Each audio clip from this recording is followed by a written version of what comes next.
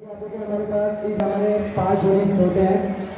मतलब हमको झूरी का मतलब भी मैं अभी समझा देता हूँ। झूरी का मतलब होता है कि हमारे समाज के वो कुछ जाने माने लोग जिनके हमारे समाज में कुछ अच्छी पकड़ होती है, उन लोगों को जजिस की जगह बैठा दिया जाता था पहले के ज़माने में।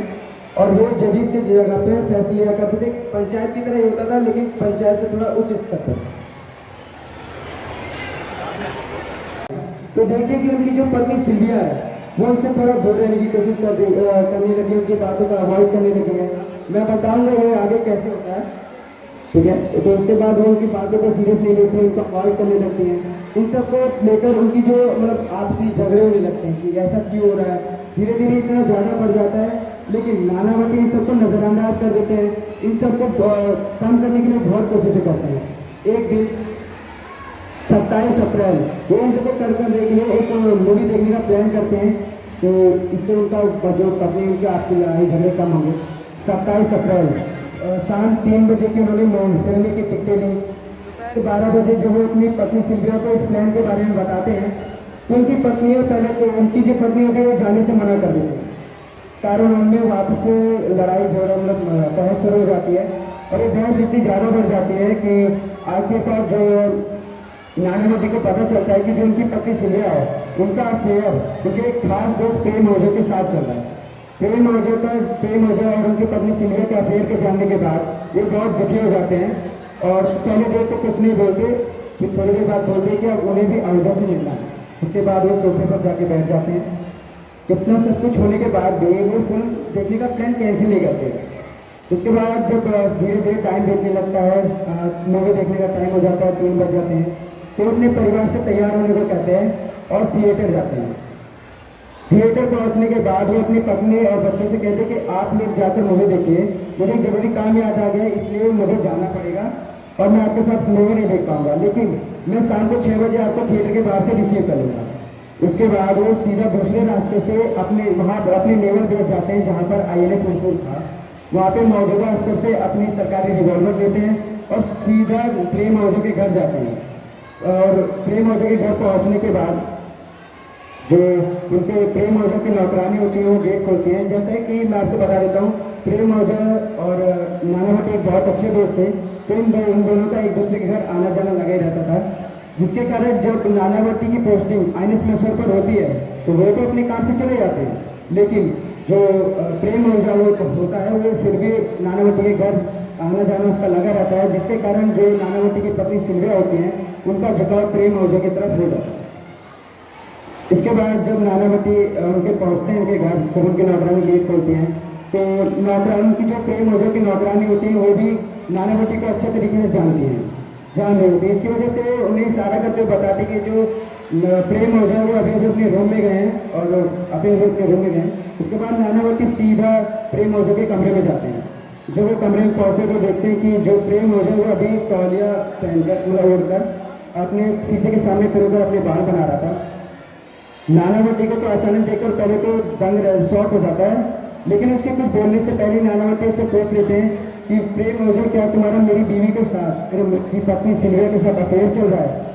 पहले तो प्रेम ओझा कुछ नहीं बोलता, लेकिन जब नानावटी अपना सवाल दोबारा दोहराते हैं तो प्रेम ओझा हंसकर हाँ बोल देता है और उससे बोलते हैं कि फिर नानावटी दोबारा अपना सवाल पूछते क्या तुम मुझसे शादी करोगे, लेकिन प्रेम ओझा मना कर देता है। इस पर उनकी दोबारा मतलब बहस होने लगती है और बहस इतनी ज़्यादा बढ़ जाती है कि आखिरकार जो नानावटी होते हैं वो प्रेम ओझा को 3 गोली मारकर उनकी हत्या कर देते हैं।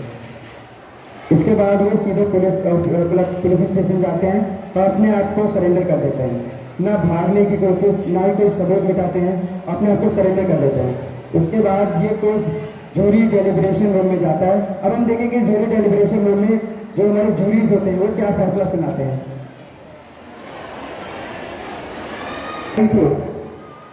नानावती की गोली मार के हत्या करी। जी हाँ, ये बात सच है कि मैंने उनको गोली मारी, पर मैंने उन्हें उसमें गोली मारी क्योंकि वो मुझे मारने ही वाले थे। नानावती क्या आप बता सकते हैं कि आपको सेल्फ छोटी छोटी बातों पर बहुत जल्द गुस्सा आ जाता था। इस वजह से जब मैं उस दिन मैंने उनसे अपनी बात कही तो वो बहुत ज़्यादा गुस्सा हो गए और अपनी पिस्तौल निकालने लगे। इसी वजह से मुझे उन्हें गोली मारनी पड़ी। जी हाँ, लेकिन पूरी तरीके से नहीं। लेकिन उस दिन उन्हें मैं वहाँ पिछले 2 साल से काम कर रहा हूँ। एक दिन हमारे कैफे में देवऊजा जी आए थे, उनसे गलती से उनके ऊपर कॉफी गिर गई और मुझे उससे मैं गाली देने लगे। मैंने बोला कि आप गाली मत दीजिए। डियर जूरी, मैं मिस्टर डेविड, कुछ दिनों पहले जब मेरी और प्रेम आहूजा की बहस हुई थी तो उन्होंने बहस में मेरा हाथ तोड़ दिया, जिससे ये पता चल गया कि प्रेम आहूजा बहुत गुस्से स्वभाव के आदमी थे। डियर जूरी, जैसा कि आपने सुना, प्रेम आहूजा मेरी वाइफ को फंसाना चाहते थे। जी हाँ, तो फिर आप दोनों में से उसकी पहल किसने की? प्रेम मुझे चिट्ठियां भेजा करता था और मेरे करीब आने की कोशिश किया करता। ये झूठ बोल रही है मैडम। डियर जूरी, ये वो सारी चिट्ठियां हैं जो प्रेम ने मुझे भेजी थी और ये प्रेम ने ही लिखी है। क्या तुम हमें वो चिट्ठियां दिखा सकती हो? जी मैं दिखा सकती हूँ।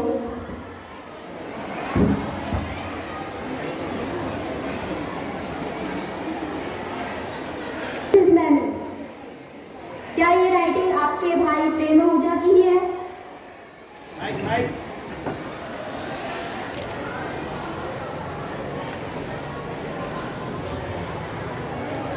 जी हाँ, ये मेरे भाई की ही राइटिंग है। ओके।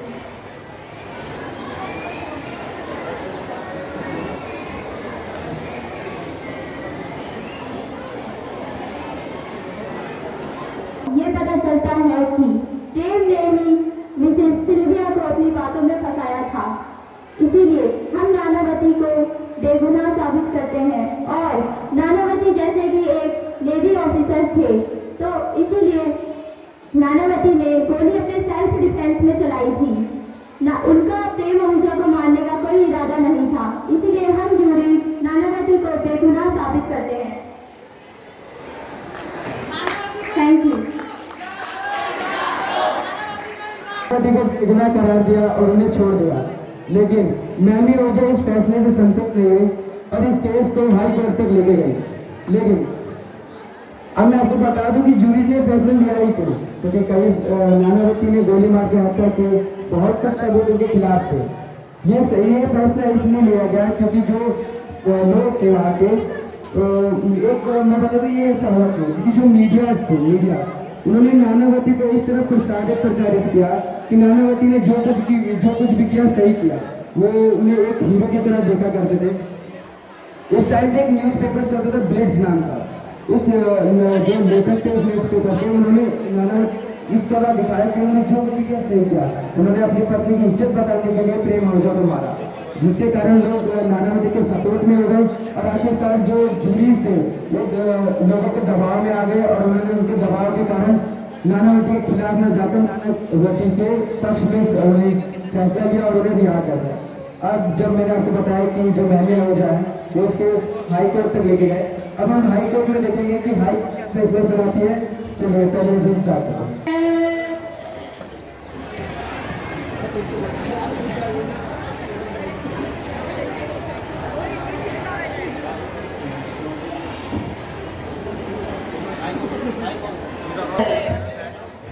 सभी लोग बैठ जाइए, केस की कार्रवाई शुरू की जाए।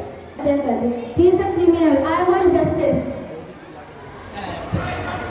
My lord, मैं स्टेट कशी का दस्ताना। My lord, ये वो सारे सबूत है जिससे ये साबित होता है कि कमांडर नानावती गुनहगार है।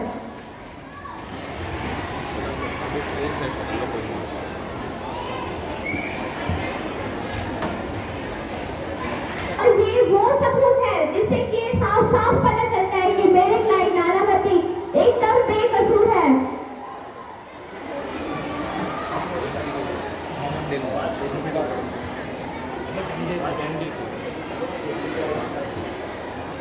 रखते हुए यह अदालत ये फैसला लेती है कि ये केस सुप्रीम कोर्ट को सौंप दिया जाए। The court is adjourn. Mamie Ahuja अपनी लेके हाई कोर्ट में आई और हाई कोर्ट ने मैमी आहूजा को न्याय दिलाया। नानावती को बेगुनाह से गुनाह साबित किया। उन्होंने जूरीज मेंबर के जो फैसला था उसको नामंजूर करते हुए नानावती को गुनाहगार साबित किया और एक नेवी ऑफिसर थे, एक ईमानदार नेवी ऑफिसर थे, जिसकी वजह से इस केस को सुप्रीम कोर्ट गया। अब हम देखेंगे कि जो सुप्रीम कोर्ट है वो क्या नेवी ऑफिसर के पक्ष में फैसला सुनाता है। ये नानावती के पहली रीडिंग स्टार्ट करते हैं।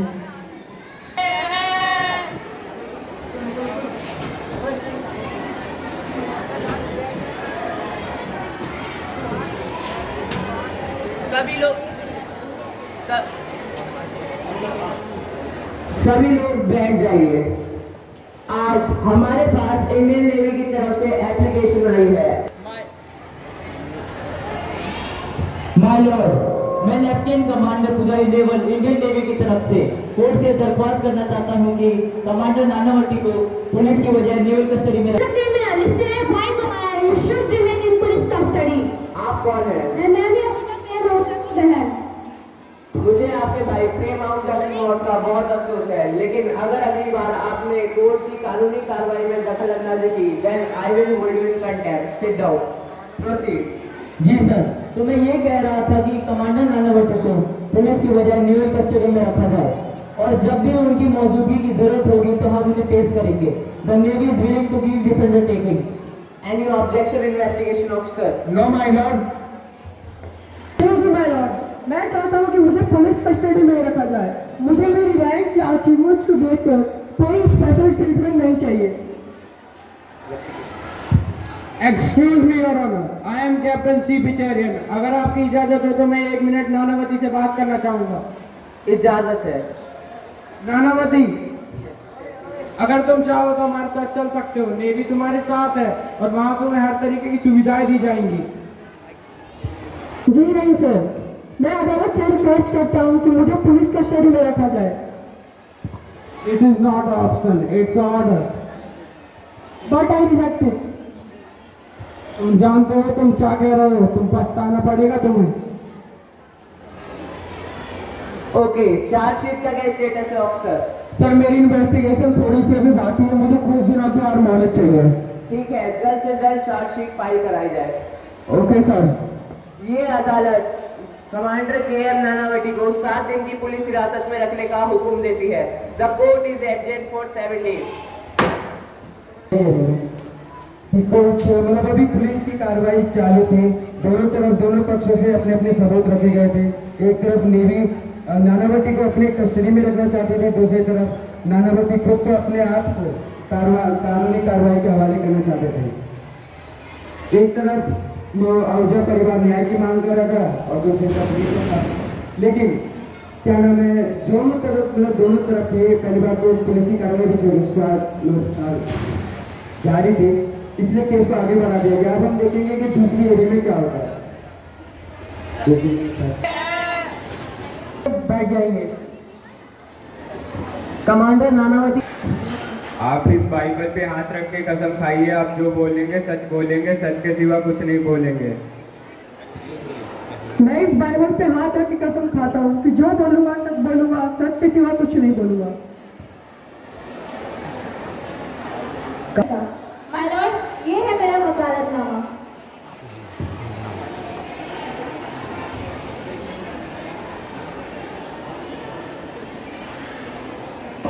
अदालत में आज कमांडर नानावती के अगेंस्ट में केस लड़ूंगी। माय लॉर्ड, कमांडर नानावती एक इंडियन नेवी के ऑफिसर है, जिस वजह से उन्हें अपनी ड्यूटी की वजह से मोस्ट ऑफ द टाइम अपने घर के बाहर रहना पड़ता है। इस बार भी यही हुआ, वो ड्यूटी की वजह से अपने घर के बाहर थे। इसी बीच उनकी वाइफ मिसेस सिल्विया और उनके ही एक अच्छे दोस्त प्रेम आहूजा का सीक्रेट अफेयर चला। जब कमांडर नानावती अपनी ड्यूटी के बाद घर आए और उन्हें ये सब पता चला तो वो बहुत गुस्सा हो गए। इसी वजह से उन्होंने एक साजिश रची और प्रेम आहूजा का मर्डर कर दिया। That's all your honour. My lord, मैं एडवोकेट अंजलि ये केस अपनी क्लाइंट नानावती की तरफ से उनका केस लड़ूंगी। माय लॉर्ड, ये मेरा वकालतनामा जो आपके सामने प्रस्तुत कर दिया गया है।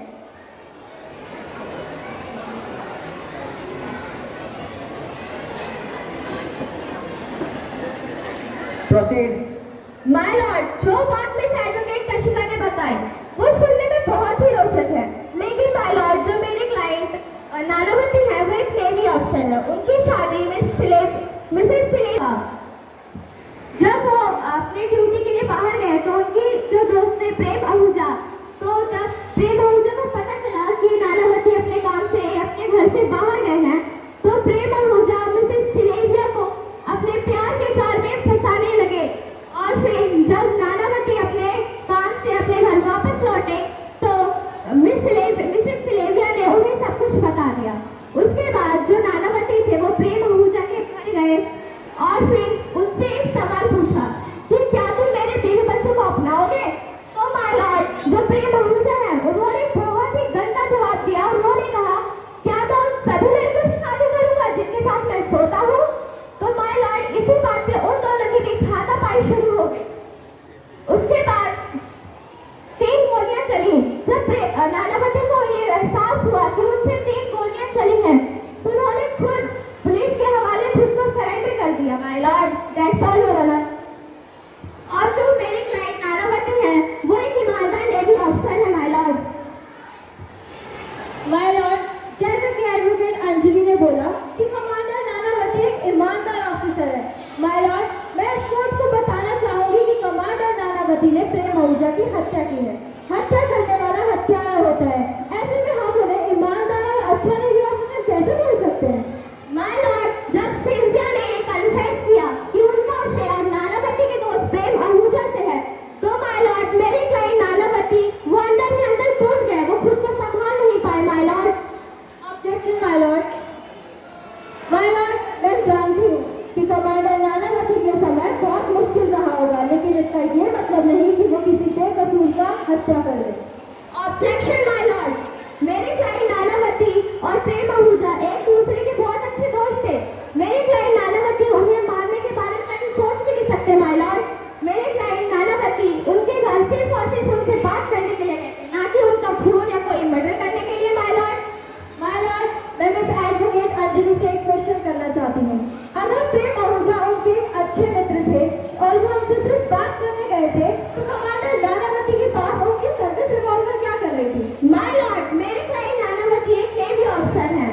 उनके पास जो उनकी गन थी, रिवॉल्वर थी, वो उनके खुद के सेल्फ डिफेंस के लिए थी। क्योंकि जो प्रेम आहूजा उनको गुस्सा बहुत जल्दी आता था, इसलिए उनके पास जो रिवॉल्वर थी उनके खुद के सेल्फ डिफेंस के लिए थी, ना कि किसी का खून करने के लिए।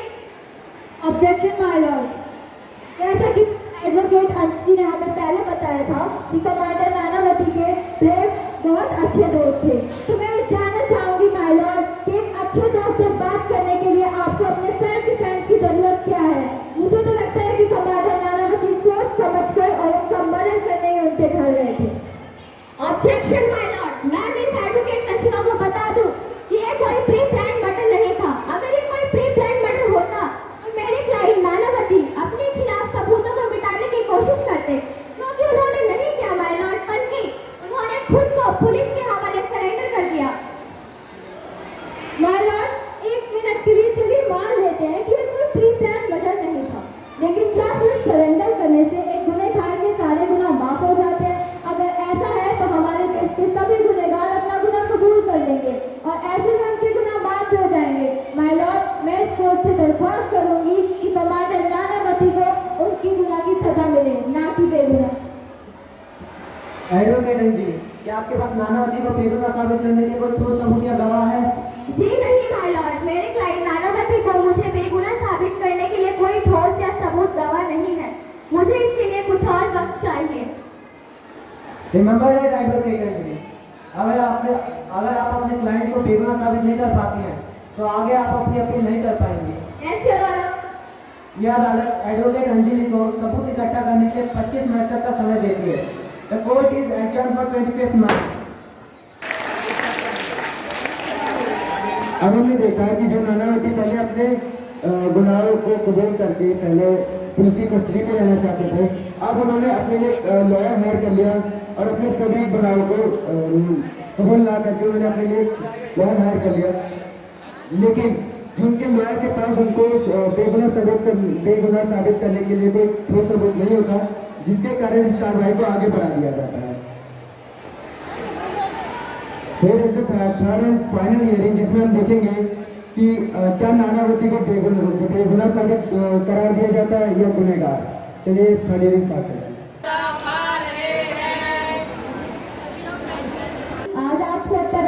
बड़ी जिम्मेदारी है जिसे आपको निष्ठा एवं ईमानदारी के साथ पूरा करना है।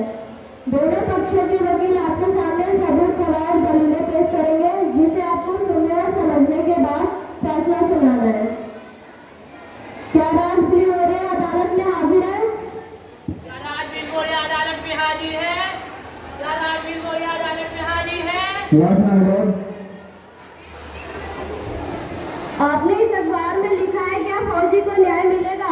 क्या आप इस बात से इनकार करते हैं? जी नहीं जज साहब। आप जानते हैं पब्लिक प्लेटफॉर्म पर ये सवाल पूछकर आपने अदालत की तौहीन की है। नहीं, मैंने तो सिर्फ एक सवाल किया था माय लॉर्ड।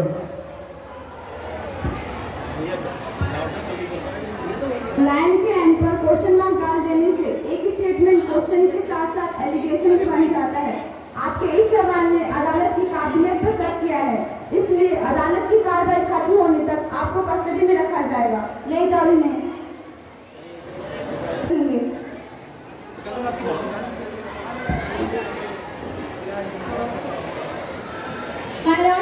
हमारे संविधान में कानून सबके लिए एक है। अब चाहे वो कोई अमीर ज्यादा हो, कोई मामूली इंसान या एक फौजी। पायलट कमांडर नानावती आज हम सबके सामने अपनी यूनिफॉर्म में बैठे हैं। मर्डर कर जब इन्होंने खुद को सरेंडर किया था तो भी वो इसी यूनिफॉर्म में थे, अपनी यूनिफॉर्म का पूरा इस्तेमाल कर रहे हैं।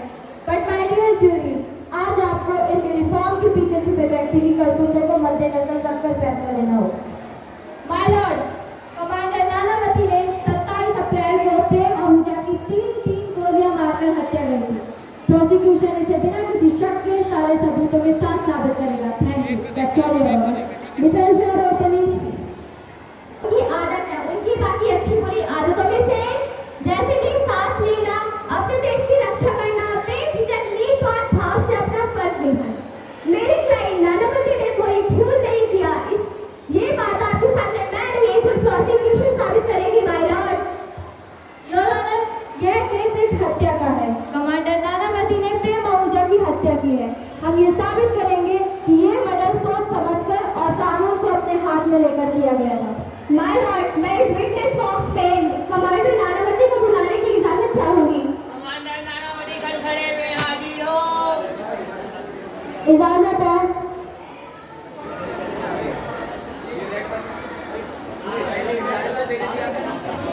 आप इस बाइबल पे हाथ रख के कसम खाइए, आप जो बोलेंगे सच बोलेंगे, सच के सिवा कुछ नहीं बोलेंगे।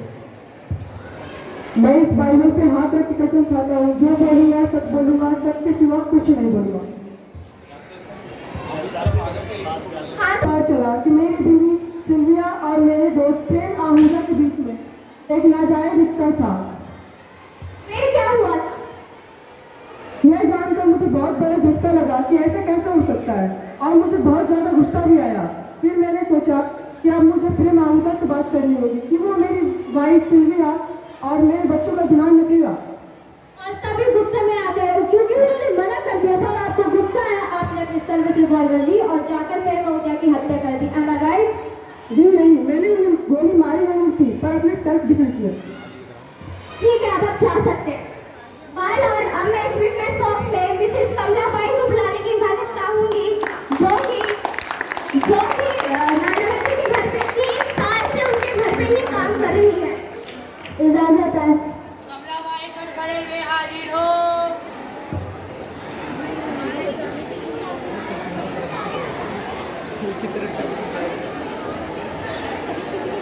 आप इस गीता पे हाथ रख के कसम खाइए, आप जो बोलेंगे सच बोलेंगे, सच के सिवा कुछ नहीं बोलेंगे।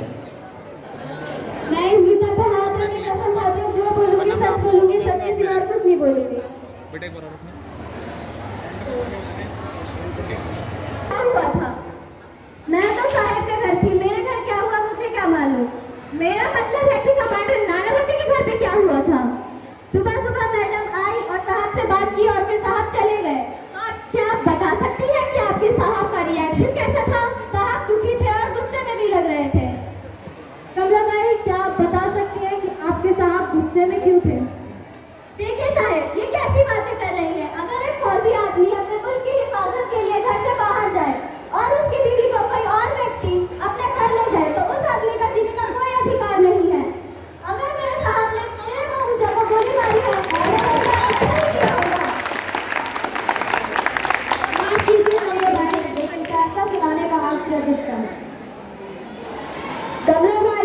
पर लगा हुआ आरोप सच है या झूठ ये है बताने के लिए हम है। आपसे जो पूछा जाए आप वही बताएं। अब आप जा सकते हैं।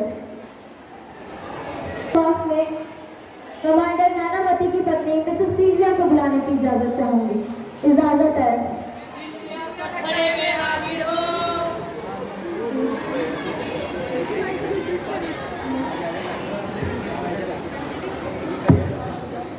आप इस बाइबल पे हाथ रख के कसम खाइए आप जो बोलेंगे सच के सिवा कुछ नहीं बोलेंगे।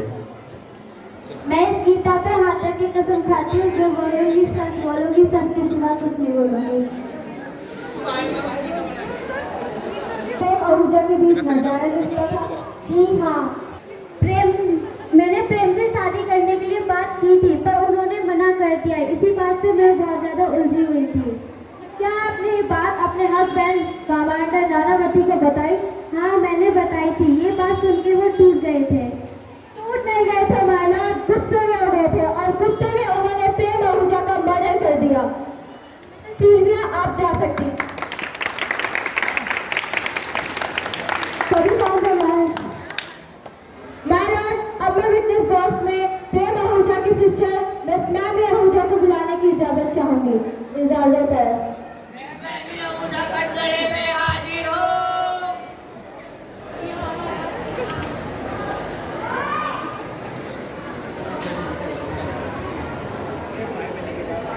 आप गीता पे हाथ रख के कसम खाइए आप जो बोलेंगे सच के सिवा कुछ नहीं बोलेंगे।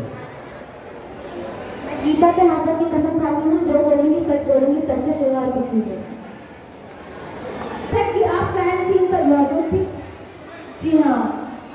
तो आप उस समय क्या कर रहे थे? उस समय मैं टीवी देख रही थी। क्या आपको कुछ सुनाई या दिखाई दिया? जी हाँ, मुझे गोली चलने की आवाज आई थी। तो फिर आपने क्या किया?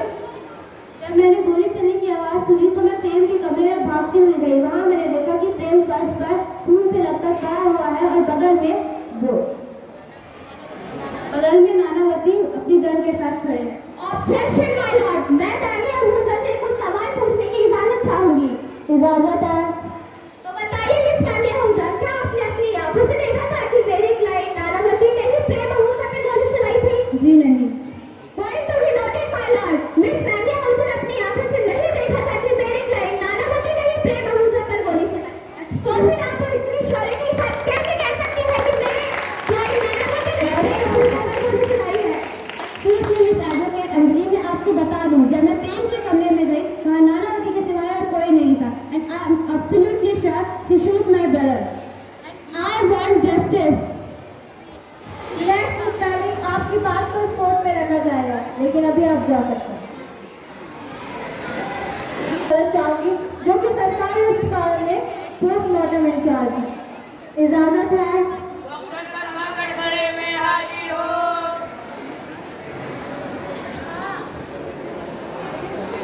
आप इस गीता पे हाथ रख के कसम खाइए आप जो बोलेंगे सच के सिवा कुछ नहीं बोलेंगे। मैं इस गीता पे हाथ रख के बोल रहा हूँ जो बोलूंगा सच के सिवा कुछ नहीं बोलूंगा। माय लॉर्ड, ये है प्रेम आहूजा की पोस्टमार्टम रिपोर्ट।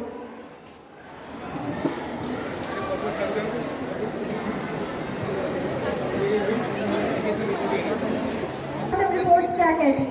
पोस्टमार्टम रिपोर्ट से ये पता चलता है कि जो गन नानावती के पास जब बरामद हुई है उन पर उन्हीं के हाथों के निशान हैं और प्रेम आहूजा के शरीर में 3 गोलियां मिली। Point to be noted, my lord, 3 गोलियां प्रेम आहूजा के शरीर में।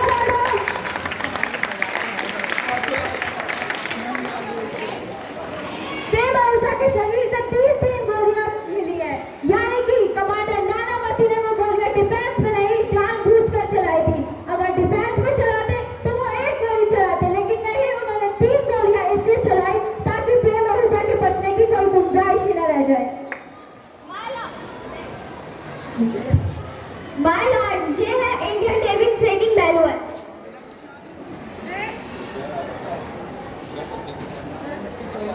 किसी नेवी ऑफिसर को अपने सेल्फ डिफेंस के लिए रिवॉल्वर उठानी पड़ती है तो उन्हें 3 गोलियां ही शूट करनी पड़ती है। माय लॉर्ड, तो मिस एडवोकेट अंजलि, क्या आप ये कहना चाहती हैं कि कमांडर नानावती ने अपनी रिवॉल्वर का इस्तेमाल डिफेंस के लिए किया था? Yes my lord. My Lord, अब मैं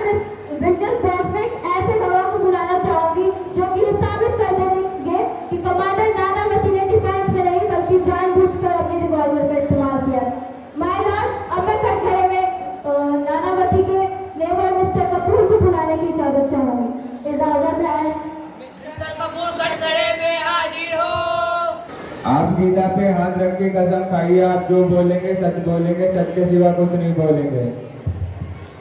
मैं गीता पे हाथ रख के कसम खाता हूँ कि जो बोलूंगा सच बोलूंगा, सच के सिवा कुछ नहीं बोलूंगा।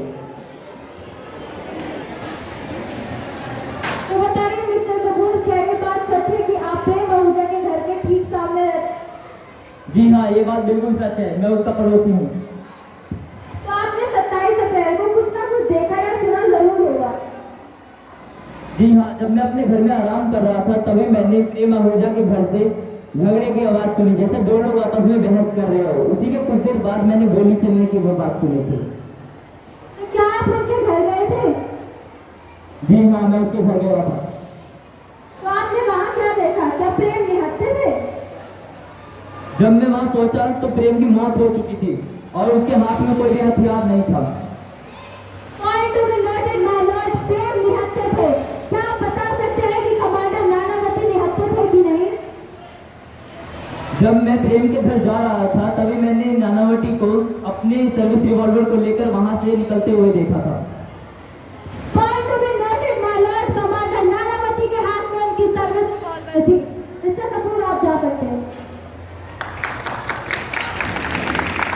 लेकिन जो देश के लिए गोली खाता है उसने अपनी खुद की गलती मान करके खुद को पुलिस के हवाले सरेंडर कर दिया। इससे ये पता चलता है कि जो मेरे क्लाइंट नानावती वो बेकसूर है माय लॉर्ड। माय लॉर्ड, भावनात्मक होना एक बात है, किसी को गोली मारना दूसरी बात। कमांडर नानावती प्रेम आहूजा के घर गए, अपनी सर्विस रिवॉल्वर ली और उनको गोली मारकर उनकी हत्या कर दी।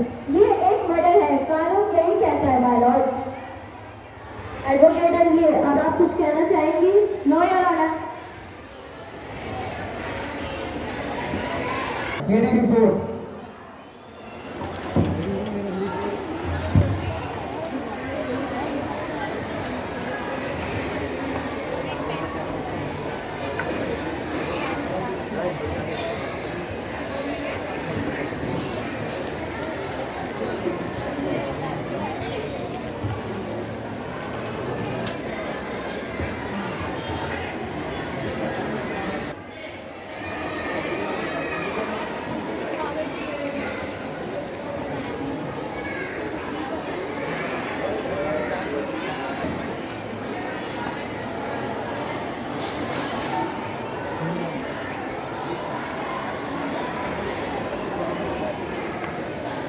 कमांडर नानावती सम्माननीय अधिकारी है, लेकिन कानून सबके लिए समान है। इसलिए सारे सबूत और गवाहों को मद्देनजर रखते हुए दंड संहिता की धारा 302 के तहत नानावती को दोषी ठहराया जाता है। The case is close now.